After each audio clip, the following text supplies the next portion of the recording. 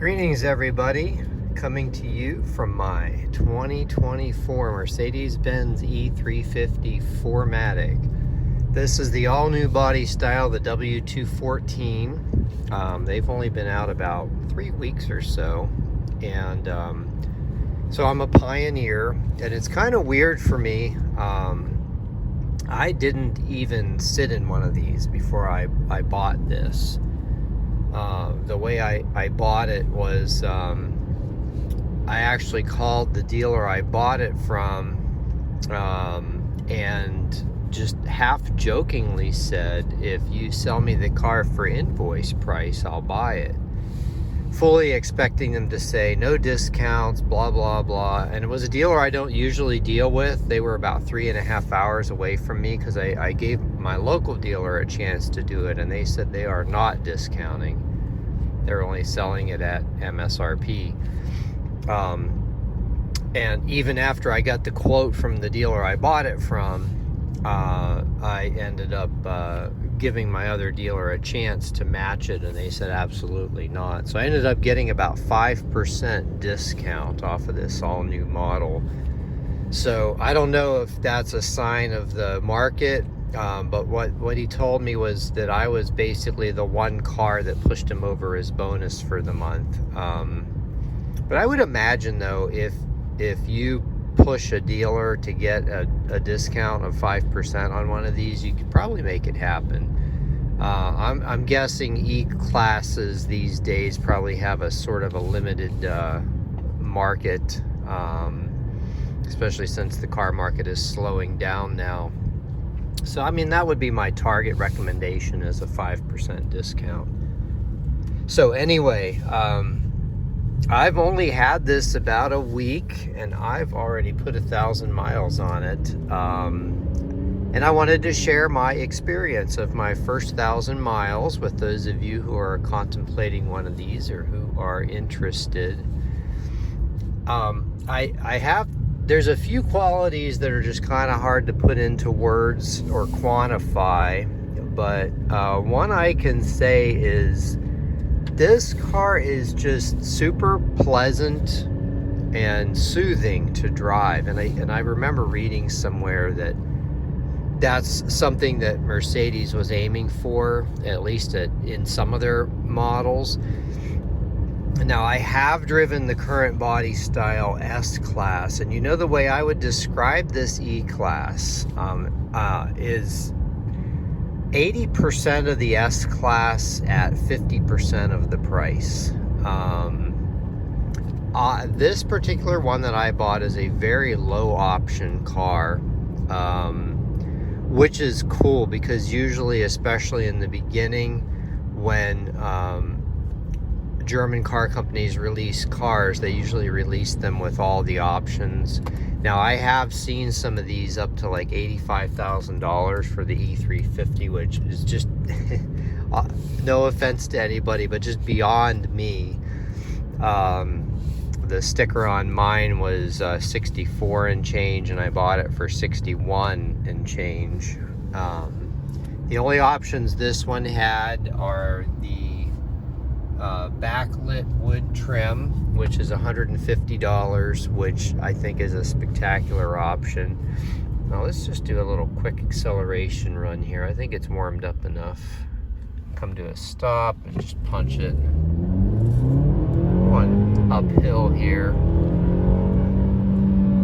Now you'll notice it did hang a little bit in gear there. That took a little bit of getting used to.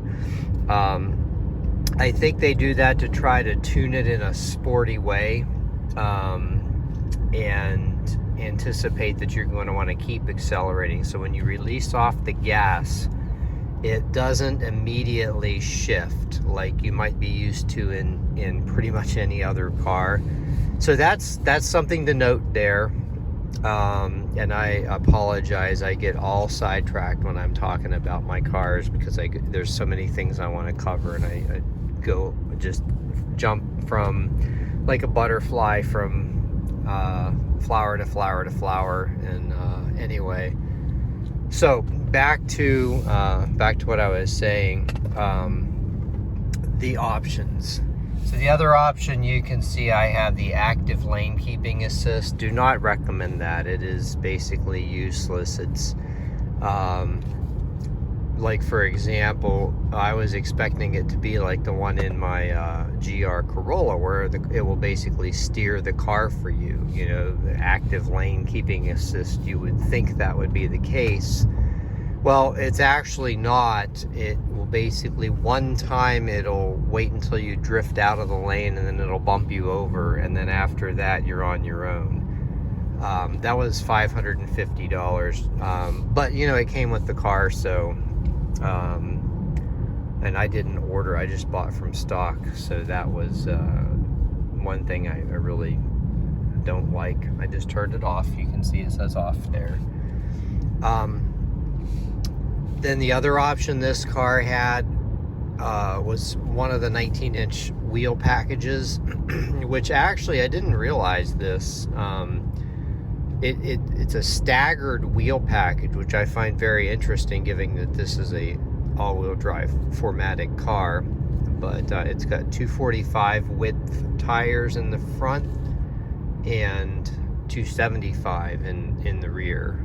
So now, despite the fact that it has 19-inch wheels on it, it actually rides very smoothly and comfortably. So I think the 19-inch wheels are great because it adds a little bit of precision to the handling, while still maintaining a good ride. So I would definitely recommend the 19-inch wheels. They also look pretty nice. Now, I know that some recent Mercedes Benzes, like especially the new for last year GLC, which has the same 4-cylinder 2-liter engine and mild hybrid system, was having a lot of issues with people not being able to start them or whatever. But based on my experience so far with the first 1,000 miles, actually now we're at exactly 1,000 that I've put on it, because it had 55 when I took delivery. I haven't had any issues with that. It seems to work well. I've had that 48 volt system in one other car before and never had any issues with it. It uses the integrated starter generator to start the engine in most circumstances. I think except when that battery is low or it's super cold out.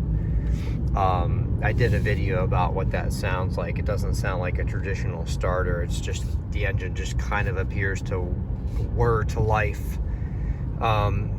So I think that's fine from a quality perspective. You know, my initial impressions are that this car will probably hold up. Now, you know, beyond 100,000 miles is anybody's guess, but I don't think I'm going to have a whole lot of warranty repairs. Now, what's gone wrong? It's actually all very minor stuff. I'm compiling a list. I'm eventually going to take it to the dealer to see if they can look into it. But you know, the major stuff, you know, you're driving, stopping, accelerating, starting, all the electronics and whatnot, everything's been working flawlessly. No issues there, except on the navigation when you set a route. Please say the destination. Oh, I forgot. Please tell me your destination.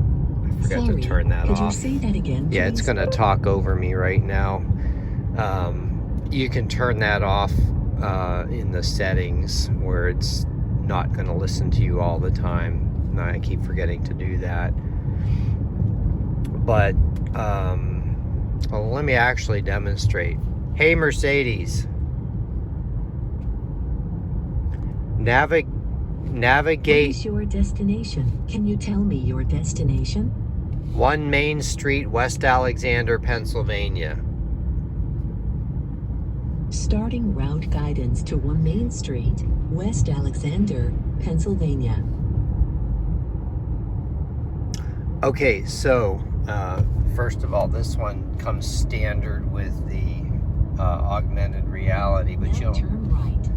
you'll notice that it says that it's 8:01 a.m. and that I'm going to get there at 10:01 a.m. and it's 3.5 miles away. So there's something off with the calculation of how long it's going to take you to get somewhere. Well, now since I turned the way it didn't want me to, it's added 2 minutes to it. So yeah, basically I'm a couple minutes away from West Alexander, but it's telling me that it's going to take me 2 hours to get there. So that's one bug that I've found. So that'll probably just be a simple software update. You know, again, not major. Hey Mercedes, How can I help? cancel route guidance. Right, I'm canceling route guidance for you. Okay, then the other issue is this. I did a video about that. That wood trim is loose, and in some situations over bumps it rattles. It doesn't do it constantly. I think it depends on the temperature and some other factors, how fast you're going and whatever, but slightly loose trim there. The only other thing that happened, okay, so I'm gonna say the sunroof has worked fine.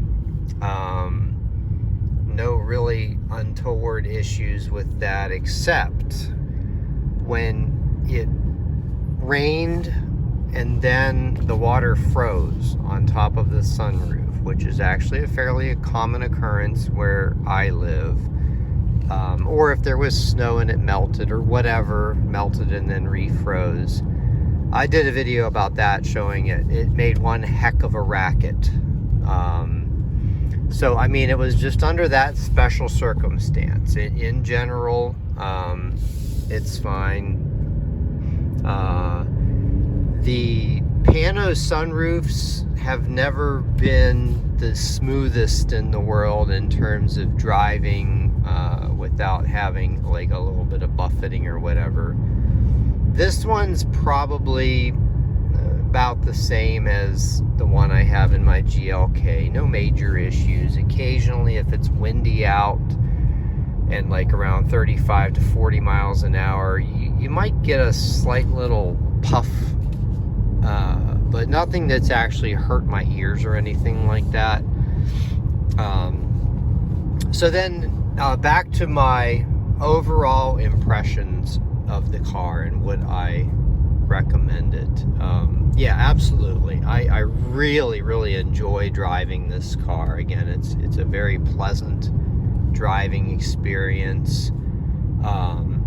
It's not sporty by any stretch of the imagination, and I didn't buy it for that. It's more about luxury. And I have to say that they did it right. It is very quiet inside. It's very luxurious. The seats are actually very comfortable. I'm going to come to a stop here and do another little acceleration run, but the seats are just very soft, and they're well shaped. I actually need to pull up a little bit so I can see if anybody's coming, but go ahead and just do a quick acceleration.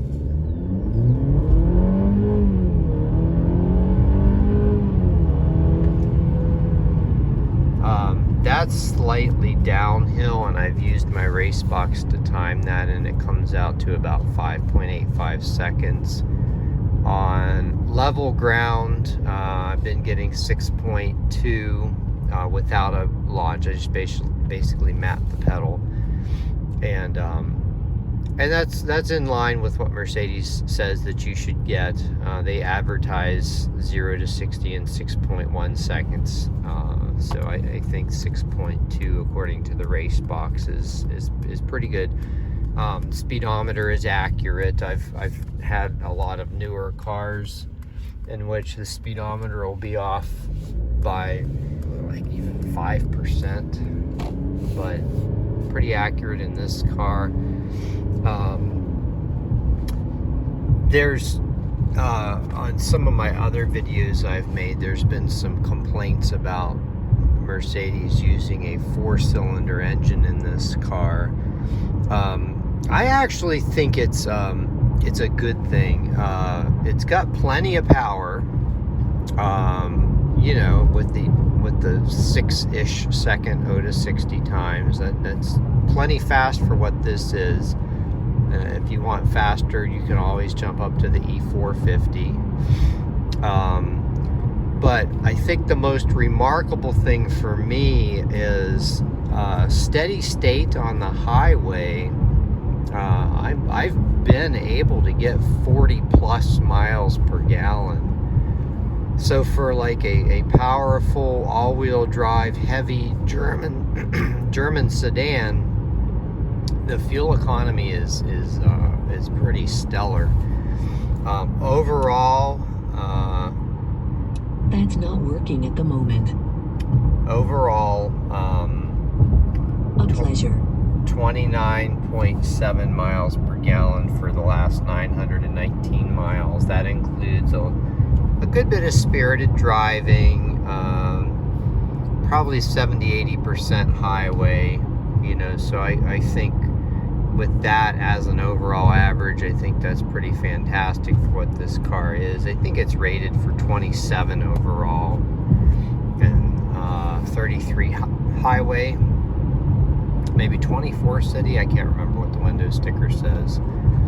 So yeah, I'm very pleased. The drivetrain with the engine and the 9-speed transmission, generally speaking, is very smooth. If anything, there's 2 things about the transmission that I do want to call out, and I can demonstrate one of them here. It does take a little bit of time to downshift, so I'm going to slow down a little bit, and then on this straight stretch here, I'm going to punch it. Now watch how long it takes. So there was a bit of a delay, and sometimes depending on the speed, let me go down a little bit more. I'll try that one more time.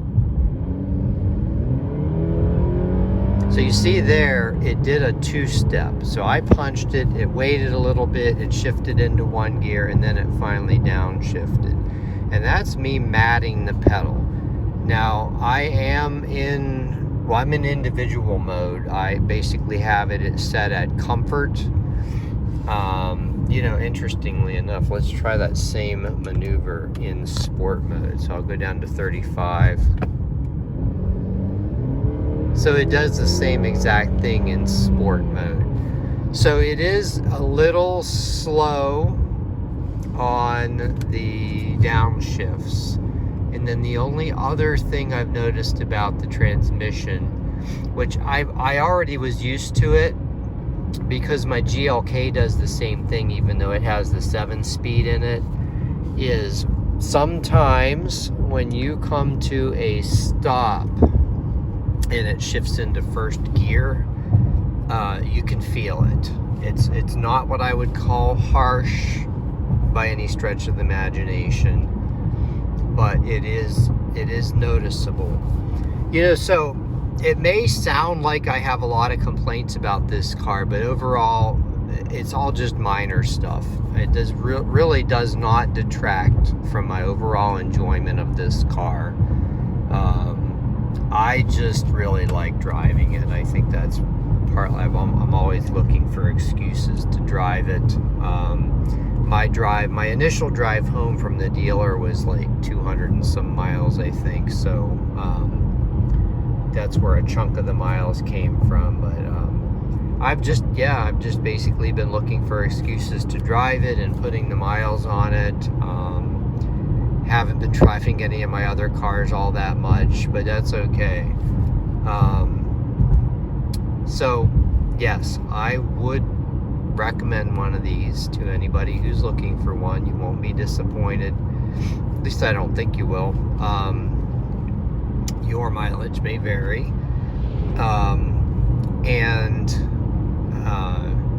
Yeah, it's a great car. Okay, so the final thing I want to talk about is, does it drive like a Benz?